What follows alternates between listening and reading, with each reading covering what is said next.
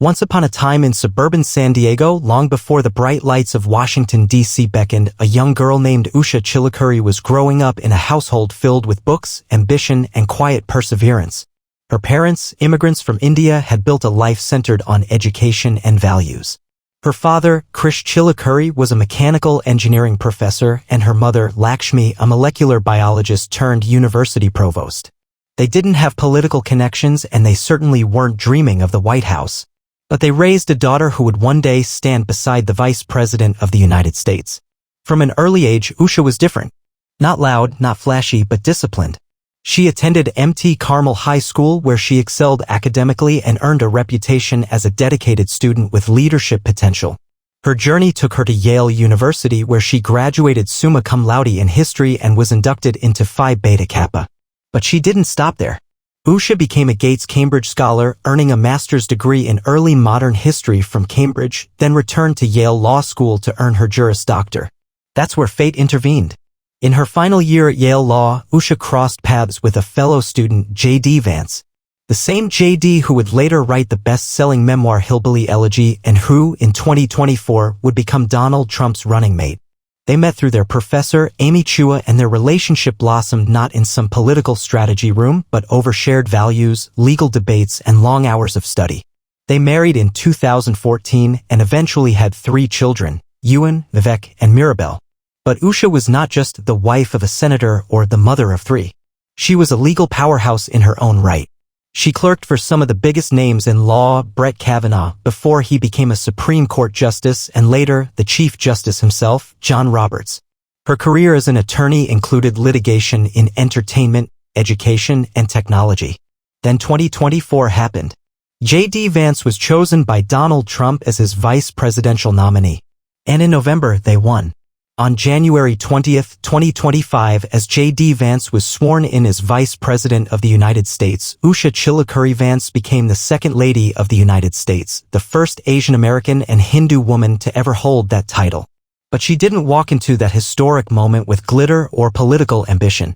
Instead, she walked into it with something that might seem almost revolutionary in D.C., a desire to just be normal.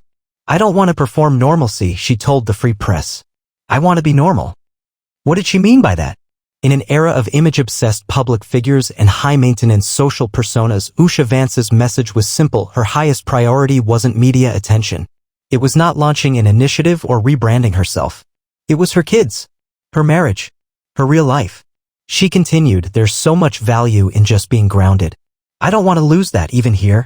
That idea of being grounded has resonated deeply with many Americans. Because here was a woman who had reached one of the highest offices in the land and was still focused on packing school lunches and bedtime stories. This was not your typical Beltway elite. This was someone who kept her head down, stayed close to her roots, and walked into the White House not as a celebrity, but as a mother, a lawyer, and a woman of quiet strength. And maybe that's exactly what this country needs right now.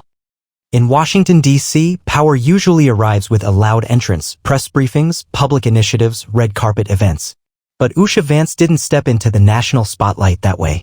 She stepped into it silently, steadily, and with a clarity of purpose that most political figures only pretend to have.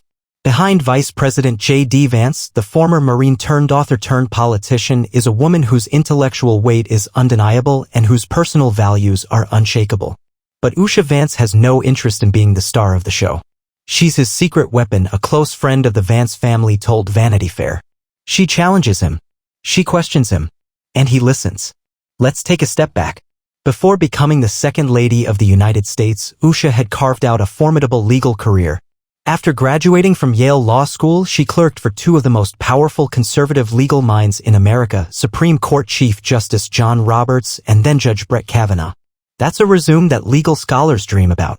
And yet Usha didn't capitalize on her credentials to chase headlines. She didn't use the clerkships to launch a media career or push a political brand.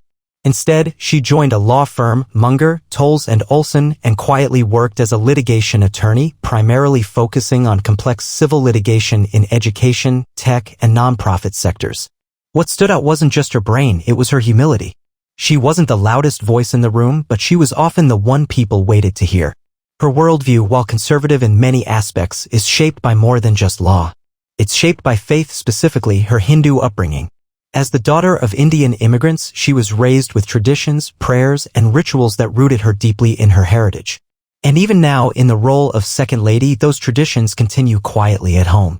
She's not the kind to give a speech about her beliefs, said a former Yale classmate. But if you spend 5 minutes with her, you'll understand how deeply they guide her. Interestingly, the Vance household is a blend of two rich faith traditions, Hinduism and Catholicism. J.D. Vance converted to Catholicism in 2019, and in interviews, he's often spoken about how his wife's spiritual depth influenced him. While their religious practices may differ, their shared belief in family, discipline, and service has formed the core of their identity as a couple. And that unity matters more now than ever. As J.D. Vance ascended from Ohio senator to vice president, Usha's role shifted dramatically. She was no longer just advising from the sidelines. She was living in the Naval Observatory, attending state dinners, and being watched by a nation curious about this reserved, eloquent woman. But still, she stayed true to her quiet mantra, "I want to be normal." She meant it too. No flashy social media. No curated brand. No memoir. Instead, Usha is focused on her 3 young children, guiding them through this life of chaos and cameras with as much calm as possible. School runs, dinner time, and prayer circles remain her top priorities. "I'm not trying to be anyone other than myself," she said in her Free Press interview. "I'm not looking to be inspirational. I just want to be present." That statement caught fire across social platforms, not because it was provocative, but because it was real. In an era of performative leadership, Usha Vance offers something radically different: authenticity. She doesn't need to raise her voice to be heard. She doesn't need to run a campaign to make an impact. Just by being herself, a mother, a wife, a legal scholar, a spiritual anchor, she's already influencing how the country views leadership. And make no mistake, her impact is being felt, not just in the halls of the vice president's residence, but across the country. Because Usha Vance represents something we don't see often in politics anymore. She represents grace. Washington is a town built on optics. From perfectly timed press conferences to carefully choreographed photo ops, public life in the Capitol is almost always performance art. But Usha Vance is doing something very different. She's doing nothing, and it's working. When asked what her focus would be as second lady, Usha didn't respond with a grand initiative or a sweeping national campaign. Instead, she said, "My highest priority is being a normal person." The comment made during her interview with the Free Press went viral not because it was bold, but because it was refreshing. At a time when so many public figures seemed desperate for attention, here was a woman with real influence saying, "I don't want the spotlight. I just want to raise my kids in peace." For millions of American mothers and working professionals watching from home, that landed like a breath of fresh air. But what does normal even look like when you live in the vice president's residence and your husband is one step away from the presidency? In Usha's case, it means waking up early to prep breakfast and school bags, sneaking in legal work during nap times, and trying to maintain some semblance of routine in a world that's anything but routine.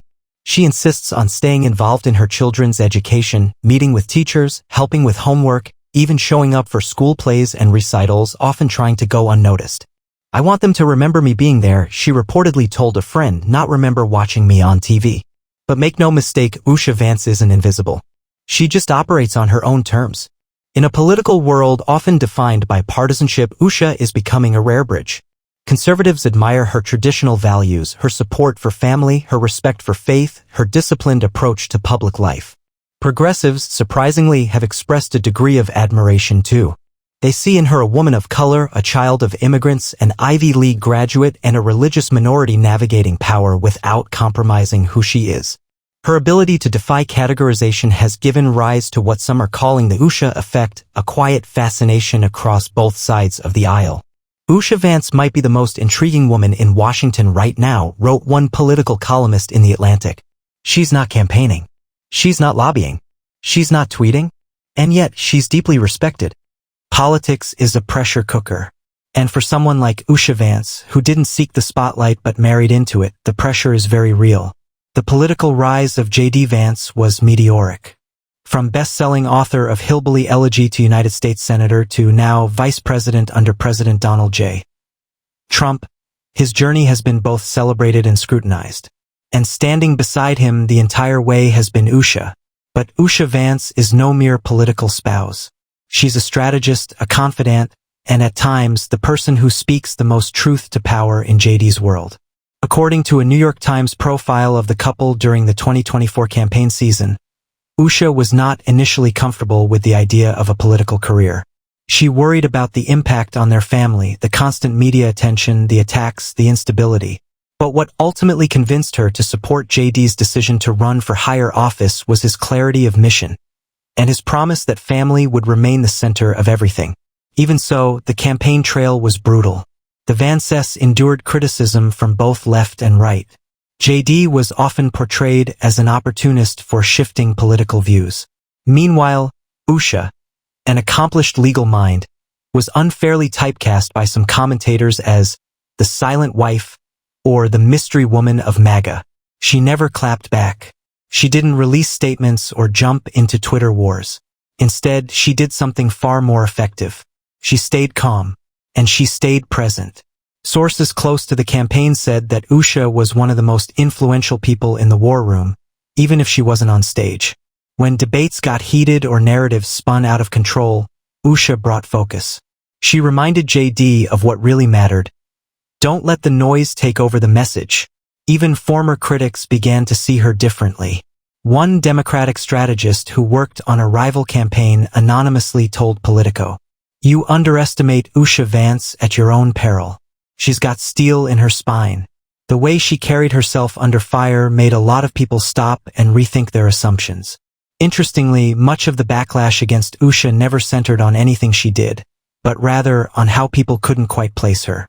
She didn't fit the traditional mold of the second lady. She wasn't a media darling like Jill Biden. She wasn't a political campaigner like Karen Pence. She wasn't a policy advocate like Hillary Clinton. She was something different, and that unsettled people. She made people uncomfortable because she didn't play the game, said one columnist in USA Today. But in doing so, she rewrote the rules. Behind closed doors, her strength was even more evident. Friends and aides noted how fiercely she guarded her children's privacy, refusing to let them be used as political props. At events, she often positioned herself in the background, keeping an eye on them while still engaging with guests. She didn't allow photographers to take staged family photos unless absolutely necessary. And if her kids seemed overwhelmed, she was out the door, no apologies. That sort of authenticity resonated deeply with American parents, especially mothers who've grown tired of overly polished political personas. "She reminds me of myself," said one voter from Pennsylvania. "She's just trying to raise decent kids and stay sane. That's a second lady I can respect." But perhaps the most telling moment came during a town hall in Ohio, when a young woman asked Vice President Vance how he balanced public life with family. He paused, smiled, and said, "Honestly, it's because of Usha. She keeps our family anchored. Without her, I'd be lost." That wasn't just a sweet line for applause. It was the truth. And in that truth, America saw a different kind of power. The power of stability, of patience, of quiet resilience. In a city filled with people who are always talking, always spinning, always shouting, Usha Vance stands apart. She doesn't need to be loud to be heard. Her actions speak plenty. And now, even in the glare of the national spotlight, she's proving that grace under fire is not just possible. It's powerful. As the 2025 administration under President Donald Trump and Vice President J.D. Vance settles into Washington, one thing has become increasingly clear. Usha Vance is not just the second lady. She's a quiet architect of cultural influence. And yet, she still insists, "I just want to be a normal person." But what happens when your version of normal starts to inspire millions? Observers across the political spectrum are beginning to take serious note of Usha's unique imprint on American life. Not because she's introduced sweeping policy reforms or mounted a national campaign, but because she's offering an alternative to the power-hungry, brand-obsessed nature of modern public life. In doing so, she's creating a new model for what influence can look like in the 21st century, especially for women. While most public figures are driven by visibility, Usha is driven by intentionality. She chooses when to appear. She chooses when to speak. She chooses when to retreat. And that discipline has made her presence feel even more impactful when she does step forward. Her alma mater, Yale Law School, recently highlighted her during a panel on leadership in uncertain times.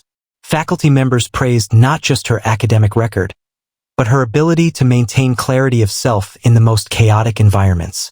She is a case study in values-driven leadership, said one professor. Not by dominating the room, but by elevating everyone in it. Even her critics, especially in left-leaning media circles, have had to concede that there's something admirable about her approach. In a feature titled, "The Most Mysterious Woman in Washington," Vanity Fair wrote, "She may be the most traditionally private woman to ever step into the public spotlight, but in that privacy, there is a lesson. That not everything has to be a performance. It's a lesson America seems ready to hear. In a time where burnout, overstimulation, and digital exhaustion plague the national mood, Usha's lifestyle, deliberate, family-centered, spiritually grounded, feels like a balm. Her minimalism isn't just aesthetic. It's philosophical. She and J.D. have reportedly kept their home life relatively free of screens, social media, and the chaos of constant scheduling. They prioritize Sunday Mass, local community volunteering, and meaningful family rituals. In an interview, J.D. once joked, "Usha doesn't let me use my phone at the dinner table. I'm the vice president, but I'm not the boss at home." And that perhaps is the most humanizing portrait of all. Despite her Yale degrees, her legal brilliance, and her powerful proximity to American leadership, Usha Vance is still the mom packing school lunches, still the wife reminding her husband to be present, still the daughter of immigrants honoring her faith and family. That's her legacy. She's showing a generation of young women that you don't have to trade identity for influence. That being smart, soft-spoken, and spiritually rooted can coexist. That ambition doesn't always look like climbing, it can also look like grounding. Already, conversations are emerging across conservative women's groups and even in progressive feminist circles about the Usha model. Young law students and professionals are asking, what if I didn't have to give up motherhood to be respected? Young moms are saying, I see myself in her. I don't want to be a celebrity, I just want to be present. Even in high schools and colleges, student leaders are citing Usha in speeches and essays as a modern example of value-centered leadership. And if Vice President J.D. Vance has any future beyond 2025, whether a second term or an even higher office, there's no doubt Usha Vance will be a major part of the conversation. Not by campaigning, but by doing what she's always done, leading by example. So what's next for her?